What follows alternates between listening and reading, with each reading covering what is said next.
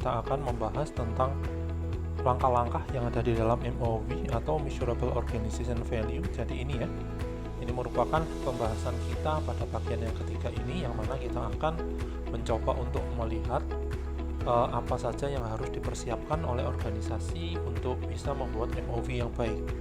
Mulai dari langkah-langkah yaitu penentuan area pengaruh, area yang dipengaruhi, area di dalam organisasi yang dipengaruhi oleh proyek TI, sampai ke dalam deskripsi dan spesifikasi dari MOV yang tidak ambigu, yang merepresentasikan tentunya justifikasi kenapa sebuah proyek TI itu dilaksanakan.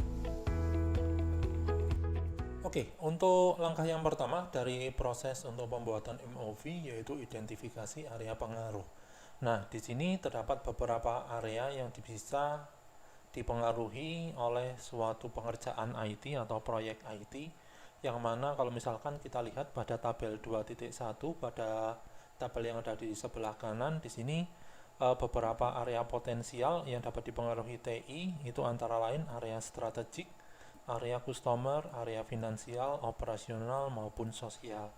Nah, jadi di dalam pelaksanaan atau pembuatan MOV ini, yang pertama yang harus kita identifikasikan adalah area mana yang akan terpengaruh oleh suatu proyek teknologi informasi, yang akan mendapatkan suatu dampak dari proyek teknologi informasi. Apakah areanya itu ada di strategik, customer, berpengaruh terhadap customer, berpengaruh terhadap finansial di dalam organisasi, berpengaruh terhadap kegiatan sehari-hari yang dilakukan oleh organisasi yang disebut dengan kegiatan operasional, atau berpengaruh terhadap keadaan sosial yang ada di organisasi.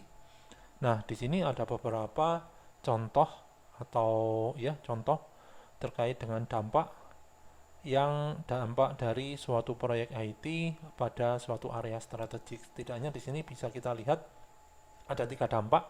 Yang pertama adalah IT atau proyek IT itu akan memudahkan organisasi untuk melakukan penetrasi atau membuat suatu market atau pasar baru, ya, membuat suatu pasar baru terhadap dari implementasi teknologi informasi. Melalui implementasi teknologi informasi, organisasi itu akan dapat membuat suatu pasar baru. Yang kedua di sini adalah mentransformasikan kompetisi di dalam sebuah market atau pasar.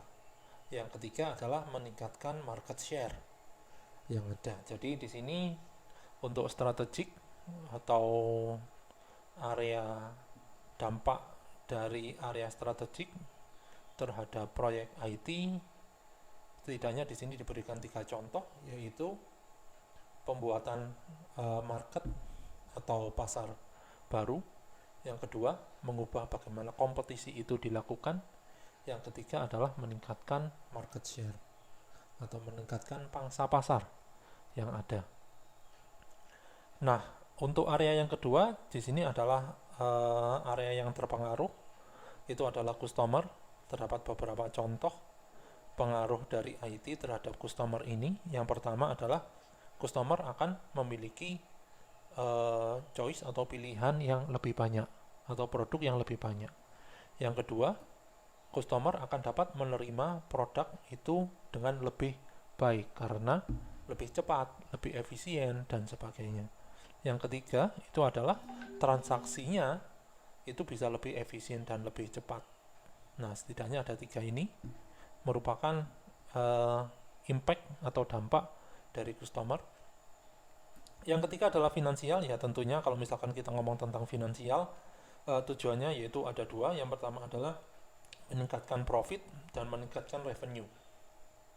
Yang keempat itu adalah operasional. Jadi untuk operasional di sini akan mengurangi biaya operasional yang terjadi di dalam organisasi sehari-hari, meningkatkan efektivitas dari pelaksanaan kegiatan operasional sehari-hari, dan meningkatkan kegiatan supply chain. Artinya adalah ketika suatu organisasi itu membutuhkan suatu bahan baku, maka supplier akan dapat langsung tahu dan langsung mengirimkan sesuai dengan kebutuhan dari organisasi. Itu contoh dari supply chain. Yang kelima adalah sosial. Jadi di sini ada beberapa dampak dari IT terhadap sosial. Yang pertama adalah dampak terhadap edukasi, yang kedua terhadap kesehatan, yang ketiga adalah safety atau keamanan, dan yang terakhir adalah environment atau lingkungan.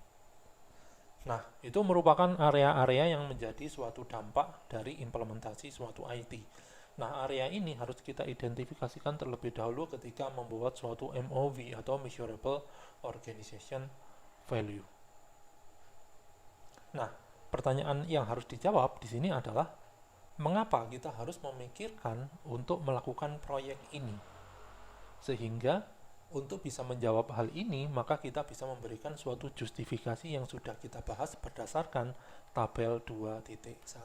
Oke, jadi itu merupakan langkah yang pertama di dalam penyusunan MOV, yaitu identifikasi area pengaruh. Baik, langkah yang kedua di dalam penyusunan MOV yaitu identifikasi nilai yang diinginkan itu bisa didapatkan oleh organisasi melalui implementasi atau pengerjaan proyek TI. Nah, ada beberapa nilai yang diharapkan oleh organisasi untuk muncul atau bisa dihasilkan dari investasi. Yang pertama adalah bisa melaksanakan setiap kegiatannya itu dengan lebih baik, lebih berkualitas ya. Yang kedua adalah faster, yaitu lebih cepat, meningkatkan waktu, mengurangi siklus waktu, bukan meningkatkan waktu, tapi mengurangi waktu siklus untuk pelaksanaan suatu kegiatan di dalam organisasi. Yang ketiga adalah cheaper, yaitu lebih murah, sehingga bisa mengurangi biaya atau cost di dalam melaksanakan suatu kegiatan tertentu. Dan yang terakhir adalah do more, yaitu melakukan dengan lebih. Artinya adalah mengembangkan suatu produk maupun ekspansi produk itu ke dalam suatu pasar yang sebelumnya tidak terjamah. Nah, itu merupakan nilai-nilai yang diinginkan oleh organisasi. Nah, di sini berarti kita bisa simpulkan bahwa berdasarkan apa yang sudah kita bahas tadi, yaitu better, faster, cheaper, do more, maka nilai yang bisa didapatkan oleh organisasi melalui investasi TI itu berfokus pada kualitas, berfokus pada efektivitas dari suatu kegiatan, apakah suatu kegiatan itu bisa tepat sasaran atau tidak, dan berfokus pada efisiensi dari suatu kegiatan. Apakah kegiatan yang dilaksanakan itu efisien atau resource-nya sesuai, waktunya sesuai, maupun effort juga sesuai dengan yang diharapkan. Nah, kegiatan ini atau identifikasi nilai yang diinginkan ini harus dipahami bahwa nilai yang diharapkan ini itu hanya bisa diterapkan atau hanya bisa muncul melalui pengembangan suatu sistem informasi atau pengembangan suatu investasi melalui investasi teknologi informasi. Sehingga harapannya adalah ketika investasi TI itu dilaksanakan, maka organisasi akan bisa melihat apakah organisasi akan melakukan kegiatannya dengan lebih baik, lebih cepat, lebih murah, atau bisa berekspansi ke pangsa pasar yang sebelumnya tidak terjamah. Nah, oke, jadi itu merupakan identifikasi nilai yang diinginkan oleh organisasi ketika dilakukan investasi teknologi informasi. Itu merupakan langkah yang kedua ya, di dalam menyusun measurable organizational value. Oke, kita masuk ke langkah yang ketiga, yaitu menentukan metrik atau ukuran yang tepat. Nah, apa yang dimaksud dengan metrik atau ukuran yang tepat ini? Yang dimaksud dengan metrik atau ukuran yang tepat itu adalah ukuran keberhasilan dari pelaksanaan suatu proyek yang bisa dikuantifikasikan. Ya, itu yang disebut dengan metrik atau ukuran yang tepat. Jadi, pada poin pertama di sini adalah menentukan metrik atau ukuran yang tepat itu akan direpresentasikan ke dalam bentuk uang, prosentase atau angka numerik, yang mana 3 komponen ini atau 3 representasi ini itu semuanya dapat dikuantifikasikan. Sehingga ketika suatu metrik atau ukuran itu dapat diterjemahkan ke dalam bentuk yang terkuantifikasi, maka di sini akan memberikan suatu target kepada tim proyek. Ya. Sehingga dapat memberikan suatu target kepada tim proyek, target pencapaian yang harus dicapai oleh tim proyek. Yang kedua, bisa menetapkan suatu alternatif kemungkinan. Yang ketiga adalah ketika ada suatu metrik atau ukuran yang tepat yang bisa merepresentasikan suatu nilai yang didapatkan oleh organisasi ke dalam bentuk yang terkuantifikasi, yang bisa dikuantifikasi, maka di sini organisasi akan bisa mengevaluasi proyek tersebut apakah sudah berhasil atau tidak. Nah, itu merupakan tujuan kenapa kok kita harus melakukan langkah yang ketiga ini di dalam membuat MOV. Setelah kita tentukan metrik atau ukuran yang tepat, selanjutnya metrik tersebut harus disepakati oleh siapa? Oleh seluruh stakeholder atau partisipan yang melaksanakan, bertanggung jawab, mendapatkan suatu informasi atau melakukan suatu konsultasi terhadap proyek yang akan dikerjakan. Jadi organisasi itu harus sepakat terlebih dahulu, pengerja proyek juga harus sepakat terkait dengan metrik atau ukuran yang sudah ditentukan. Oke, langkah yang ketiga yaitu menentukan target waktu untuk bisa mencapai MOV atau Measurable Organizational Value. Nah, setelah kita melaksanakan langkah yang ketiga yaitu menentukan target atau metrik yang akan memberikan suatu dampak apa yang harus atau suatu keinginan apa yang diharapkan oleh suatu organisasi ketika melakukan investasi TI, maka langkah berikutnya itu adalah menyepakati terkait dengan waktu untuk pencapaian MOV. Nah, setelah kita menentukan suatu metrik, selanjutnya adalah kita menentukan kira-kira kapan nih yang namanya suatu nilai itu bisa didapatkan oleh organisasi. Sehingga ketika suatu nilai ketika sudah disepakati kapan waktu tersebut dicapai atau kapan yang namanya nilai yang didapatkan dari investasi IT tersebut dapat dicapai, maka project manager serta sponsor yang mensponsori dari proyek TI tentunya itu akan mendapatkan kesepakatan kapan mereka itu bisa melakukan evaluasi terhadap proyek ini. Jadi misalkan waktu atau target adalah 3 tahun. Setelah 3 tahun dilakukan investasi TI, harapannya adalah nilai yang didapatkan itu sudah positif. Sehingga project manager dan sponsor ini pada tahun yang ketiga akan mengevaluasi apakah memang sudah menghasilkan nilai yang sudah disepakati sebelumnya atau tidak. Nah, itu contoh bagaimana target waktu itu ditentukan. Oke, masuk ke langkah yang kelima, yaitu verifikasi dan mendapatkan persetujuan dari stakeholder.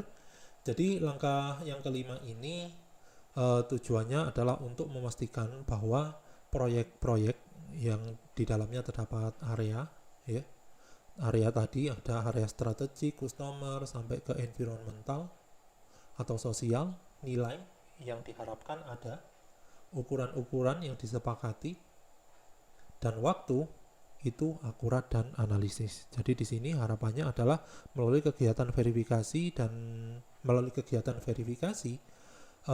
harapannya adalah MOV yang sudah dihasilkan itu sudah akurat dan realistis. Komponen-komponen yang di dalamnya ada area sampai waktu itu sudah akurat dan realistis. Nah, jadi di sini singkatnya ketika suatu organisasi sudah melakukan verifikasi, harapannya adalah nilai yang diharapkan ada setelah investasi teknologi informasi itu sudah diimplementasikan, maka disepakati oleh manajer dan sponsor. Karena di sini harapannya adalah manajer dan sponsor itu akan memberikan suatu persetujuan apakah MOV yang sudah dibuat itu sudah realistis atau tidak. Nah, itu merupakan langkah-langkah yang ada di dalam verifikasi dan mendapatkan persetujuan dari stakeholder. Diverifikasi terlebih dahulu apakah sudah akurat dan realistis, baru setelah itu yang namanya project manager dan sponsor menyetujui apakah MOV itu sudah akurat dan realistis melalui pembubuhan tanda tangan terhadap MOV yang sudah ada. Yang tentunya MOV tersebut harus direpresentasikan ke dalam bentuk kalimat yang tentunya representatif, yang di dalamnya terdapat komponen-komponen tadi, yaitu area, nilai, ukuran, dan waktu. Oke. Jadi itu merupakan langkah yang kelima, yaitu verifikasi dan persetujuan stakeholder. Oke, masuk ke langkah yang terakhir di dalam MOV, yaitu meringkas MOV ke dalam suatu statement yang jelas. Jadi di sini harus ada suatu deskripsi dan spesifikasi dari MOV yang jelas dan tidak ambigu. Ada beberapa contoh di sini yang bisa direpresentasikan dan bisa kita lihat ilustrasinya ke dalam bentuk tabel yang ada di bagian bawah. Yang pertama di sini adalah year atau waktu yang ditentukan oleh project manager dan juga sponsor. Apakah waktu ini sudah mencukupi untuk pencapaian MOV dari suatu proyek teknologi informasi. Jadi di sini ada setidaknya ada 3 tahun untuk pencapaiannya. Di tahun pertama MOV-nya itu adalah 20% mengalami return on investment serta menambah 500 customer yang baru. Pada tahun yang kedua harapannya adalah melalui investasi TI ini akan berlanjut meningkatkan 25% return on investment atau meningkatkan suatu timbal balik investasi sebanyak 25% dan menambahkan customer baru sebanyak 1.000 orang. Dan terakhir pada tahun yang ketiga di sini menambahkan suatu return on investment sebanyak 30% dan 1.500 customer yang baru. Nah, ini merupakan MOV serta penentuan waktu atau ya penentuan waktu dari MOV yang sudah disepakati oleh project manager dan juga sponsor. Ini merupakan contohnya ya dari MOV ya. Jadi MOV itu bisa dicapai dalam 3 tahun, dalam kurun waktu 3 tahun. Untuk ukuran di tahun pertama seperti yang sudah kita jelaskan yaitu 20% dan 500 customer baru, sampai ukuran di tahun yang ketiga yaitu 30% ROI dan 1.500 customer baru. Oke, jadi itu merupakan bahasan yang ketiga atau bagian yang ketiga yang kita bahas dari materi tentang business case ya, yaitu tentang langkah-langkah yang harus dilakukan untuk menyusun suatu MOV. Nah, untuk bagian yang keempat, kita akan lanjutkan untuk membahas tentang proses-proses selanjutnya di dalam penyusunan business case.